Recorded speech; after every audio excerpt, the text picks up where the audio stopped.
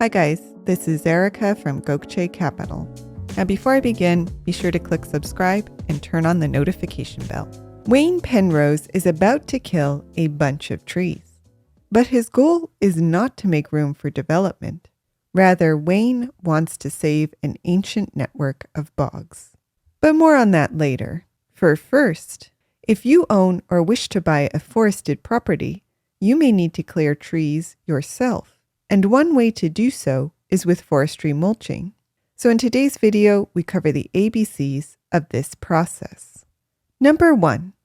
What is forestry mulching? Forestry mulching is a land clearing method that uses machinery to cut, grind, and clear vegetation. You may hear this machinery referred to as a forestry mulcher, forest masticator, brush cutter, or vertical mulcher. And later we'll have a video showing a forestry mulcher in action. Number 2, what are the applications of forestry mulching? There are numerous uses for forestry mulchers, but here are a few of the most common. In many cases, forestry mulching is used to remove trees, stumps, and vegetation from roads, highways, pipelines, and other utility lines. If you need to clear land for commercial or residential development, you may need to use forestry mulching to remove trees and stumps. Forestry mulching is a popular method among nonprofit riparian conservation organizations as well as government agencies to maintain wetlands and other riparian habitats, as we shall see at the end of our opening story.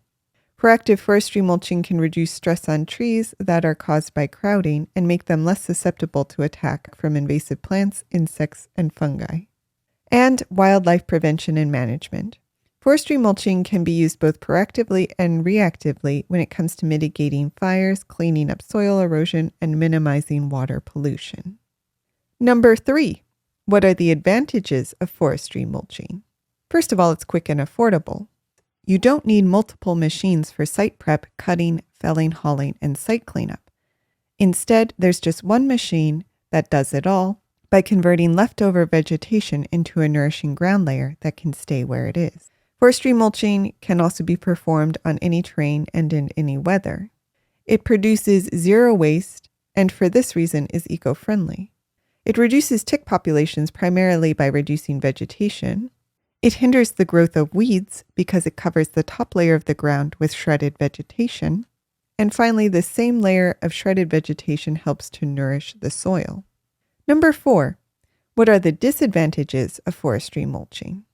Forestry mulching replenishes the soil while ridding it of unwanted vegetative overgrowth, but it is not without its limitations. First of all, the type of mulch must be carefully calculated.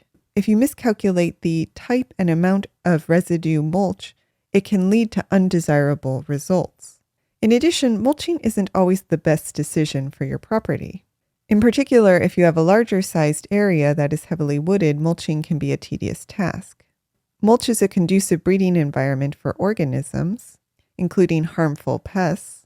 When done improperly, forest mulching can threaten the soil and damage plant growth. A lot of organic matter is needed to effectively create a small amount of mulch. And if your property doesn't have enough vegetation, you won't be able to sufficiently mulch your land. And finally, multiple pieces of equipment may be required for areas with varying levels of vegetation and terrain. Therefore, you may want to consult with a forestry professional before undertaking forestry mulching on your land. But now that we've covered the basics of forestry mulching, let's return to Wayne Penrose and his bog restoration project. The Border Mires is an ancient network of bogs located in Northumberland, England. The Border Mires formed 12,000 years ago when the last glaciers retreated from northern Britain. For thousands of years, the bogland vexed farmers, soaked up carbon, and served as a refuge for local cattle robbers. That is, until the end of World War II, when the mires were planted over in an effort to revitalize the country's depleted timber reserves. The trees drank up the water, drying out the bog to form part of Europe's largest man-made forest. Many viewed the forest as an aesthetic improvement, but the destruction of the bog catalyzed the devastation of numerous species, including England's rarest tree, the bonsai-like dwarf birch. which is why Wayne Penrose, along with a group of governmental and non-governmental partners, wants to reflood the mires. But before he can do so, he must remove the trees. So what did he use? A forestry mulcher, of course. With the trees removed, water has returned, along with rare mosses, dragonflies, and wading birds. In fact, the bogs are one of England's richest dragonfly habitats, not to mention that they store more carbon than the nearby Kildare Forest and hold more liquid than Europe's largest man-made lake. As Wayne said, some people may think bogs are not as beautiful as ancient woods or rainforests, but they are an incredibly valuable habitat and part of a rich mosaic of landscapes.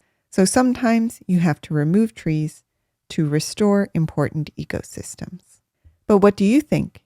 Do you have any stories about habitat restoration or forestry mulching? Let us know in the comments.